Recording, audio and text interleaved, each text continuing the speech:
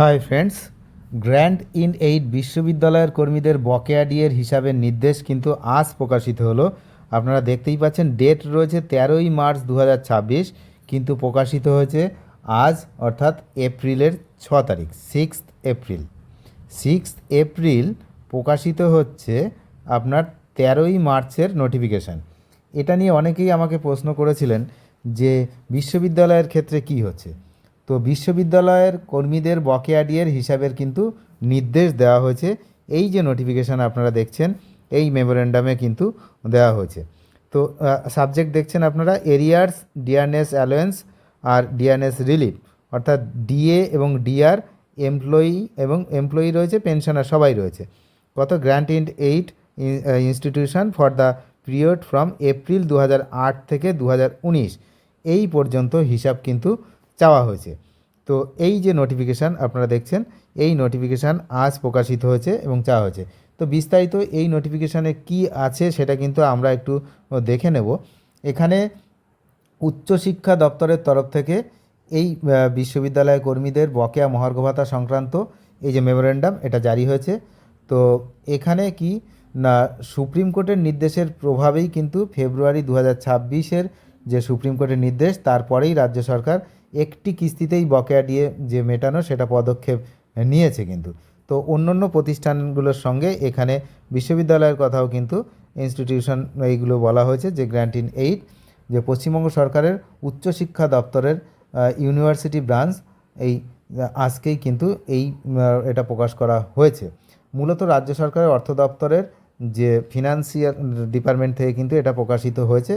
আপনারা দেখতেই পাচ্ছেন, এই হচ্ছে তার 998 মেমো নাম্বার। আপনারা এর যে পিডিএফটা সেটা কিন্তু ভিডিও ডেসক্রিপশান বক্সে যে টেলিগ্রাম চ্যানেল থাকবে, চ্যানেলের লিঙ্ক সেখানে কিন্তু পেয়ে যাবেন। তো এখানে বলা হয়েছে যে 2008 থেকে 19 পর্যন্ত কিন্তু ডিআরনেস অ্যালাও যেটা রয়েছে, ডিএ এবং ডিআরের পুঙ্খানুপুঙ্খ হিসাব চাওয়া হয়েছে। এর ফলে বিশ্ববিদ্যালয় স্তরের কর্মীদের দীর্ঘদিনের যে পাওনা, সেই মেটানোর কাজ কিন্তু আরও এক ধাপ এগিয়ে এসছে। তো রাজ্য সরকারের অর্থ দপ্তরের পূর্ববর্তী নির্দেশিকা অনুযায়ী সংশ্লিষ্ট প্রশাসনিক দপ্তরগুলোর তাদের অধীনস্থ কর্মীদের বেতনের হিসাব নিকাশ করে পাঠানোর দায়িত্ব দেওয়া হয়েছিল। সেই নির্দেশিকা কার্যকর করতেই কিন্তু উচ্চশিক্ষা দপ্তর এই মেমোরেন্ডাম জারি করেছে। তো প্রতিটি কর্মরত এবং অবসরপ্রাপ্ত কর্মীদের বেতন সংক্রান্ত তথ্য, বিশেষ করে পে অ্যালাউন্সের বিস্তারিত বিবরণ এবং নির্দিষ্ট এক্সেল শিটে নথিভুক্ত করে জমা করতে কিন্তু হবে। এখন দেখুন এখানে এই একটা বিষয় যে 2008 থেকে 2019 পর্যন্ত, কিন্তু রাজ্য সরকার কিন্তু মেটাবে এই এখন 2016 থেকে 2019 পর্যন্ত, যেটা অন্য অন্য যে সমস্ত ডিপার্টমেন্ট তাদের মতো এখানেও কিন্তু তাই। এই হলো বিষয়, যে এখানেও কিন্তু এটাই মেটানো হবে 2016 থেকে 19। 2008 থেকে 19 পর্যন্ত চেয়েছে হিসাব, কিন্তু 16 থেকে 19 পর্যন্তই কিন্তু হবে। যেমনটা অন্য অন্যগুলোর মতো, অন্য অন্য যে সমস্ত ডিপার্টমেন্ট সেখানকার মতো হবে। তো ডিসেম্বর মাস পর্যন্ত 2019-এর এই পর্যন্ত চাওয়া হয়েছে, স্পষ্টভাবে কিন্তু উল্লেখ করা হয়েছে। আর গত 5ই ফেব্রুয়ারি 2026 এই তারিখে কিন্তু সুপ্রিম কোর্টের যে নির্দেশ, তারপরেই কিন্তু এই যে বকেয়া মহার্ঘ ভাতা এটা মেটানোর কাজ চলছে। তবে বিস্তর অভিযোগ আসছে যে যে পরিমাণ দেওয়ার কথা সেই পরিমাণ মিলছে না, এটা একটা অভিযোগ আসছে। এবং দুটো কিস্তিতে যাওয়ার কথা ছিল, সেই কিস্তিটা একটি কিস্তি করে দেওয়া হয়েছে এবং একটি কিস্তিতেই কিন্তু দেওয়া হচ্ছে। তো ডেটা সংগ্রহের কাজ শুরু হচ্ছে বিভিন্ন ডিপার্টমেন্ট থেকে। এখান থেকে আমরা আশাবাদী যে তাহলে সব ডিপার্টমেন্টের কর্মীরাই কিন্তু এক এক করে তাদের বকেয়া যে টাকা সেটা পাবেন। এবার সম্পূর্ণ পাচ্ছেন না, এটা কিন্তু সেই জন্য 2016 থেকে 19 পর্যন্ত পাচ্ছেন। তো সেই জন্য হিসাবে গরমিল এবং কম এটা কিন্তু হবে। এই হলো বিষয়।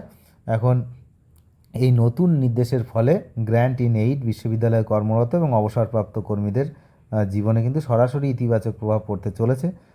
তো সরাসরি সার্ভিস বুক এবং যে রোল নাম্বার, যে অ্যাকুইটেন্স রোল নাম্বার, সেগুলো যাচাইয়ের ফলে পাওনা অর্থের যে হিসেব, কোনো ত্রুটি থাকার সম্ভাবনা একেবারে দূর হবে। সঠিক হিসাব সময় মতো জমা পড়লে রাজ্য সরকারের অর্থ দপ্তরের পক্ষে প্রয়োজনীয় ফান্ড বা তহবিলের অনুমোদন দেওয়া অনেক সহজ হবে। এর ফলে যোগ্য কর্মীরা তাদের ন্যায্য বকেয়া অর্থ নিজেদের ব্যাঙ্ক অ্যাকাউন্টে বা জিপিএফ অ্যাকাউন্টে পেয়ে যাবেন। যারা কোষাগার বা ট্রেজারির মাধ্যমে পেনশন পান তাদের বকেয়া অর্থ সরাসরি ব্যাঙ্ক অ্যাকাউন্টে চলে আসবে। সামগ্রিকভাবে এই পদক্ষেপ কিন্তু আমাদের ভালোই মনে হচ্ছে। এখন দেখা যাক শেষ পর্যন্ত কি হয়।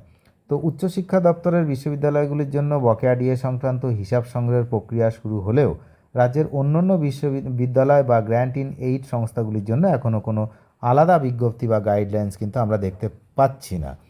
তো এটার জন্য কিন্তু একটা ধারণা যে বিশ্ববিদ্যালয়গুলো রয়েছে তাদের তথ্যাবলী সংগ্রহের কাজ সম্পন্ন হলে খুব শীঘ্রই যে বিশ্ববিদ্যালয়ের শিক্ষক এবং অশিক্ষক কর্মীদের জন্য রাজ্য সরকারের তরফ থেকে কিছু নির্দেশিকা প্রকাশ করা হতে পারে। এতে রাজ্যের কিন্তু হাজার হাজার শিক্ষক ও শিক্ষাকর্মীরা অচিরেই উপকৃত হবেন বলেই মনে করা হচ্ছে। এখন বিষয় হচ্ছে সামনে যেহেতু ভোট, তো প্রত্যেকটা ডিপার্টমেন্টেরই কিন্তু ডিএর ব্যবস্থা করা হবে ভোটের আগে, এমনটাই কিন্তু আমরা জানতে পারছি।